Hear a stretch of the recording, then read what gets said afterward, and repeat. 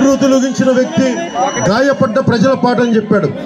గాయపడ్డ ప్రజల పాట అని ఆయన చనిపోతూ లాస్ట్ గజరన్న గారు మాట్లాడుతూ ఒకటే మాట చెప్పారు, ఇక్కడున్న తెలంగాణ యువతకి నువ్వు స్ఫూర్తి కావాలి, తెలంగాణ యువతకి నువ్వు నిలబడాలి, ఆంధ్ర యువతకి నువ్వు నిలబడాలి. తెలంగాణ యువత నమ్మితే కొట్లాడి పనిచేస్తారు, నిలబడతారు. అలాంటి తెలంగాణ యువతకి నువ్వు పవన్ నువ్వు అండగా ఉండాలి. ఇక్కడ తెలంగాణ యువత కంటే ఆ రోజున గజరానికి ఒకటే ఒక మాట ఇచ్చాను, అన్నానికి మాట ఇస్తున్నా, నా కంఠంలో ప్రాణం ఉన్నంత వరకు తెలంగాణ కోసం, తెలంగాణ యువత కోసం, ఆడపడుచుల కోసం, మీ అందరి కోసం, మీ భద్రత కోసం, మీ అభివృద్ధి కోసం మేము పనిచేస్తాం. నేను కన్స్ట్రక్టివ్ పాలిటిక్స్ చేస్తాం, పగా ప్రతీకార పాలిటిక్స్ మేము చెయ్యం.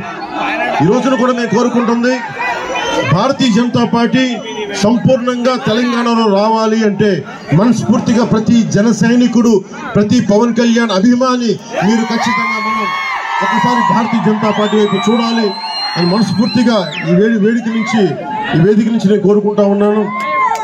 మీరు కూడా చేస్తారని నేను నమ్ముతున్నాను.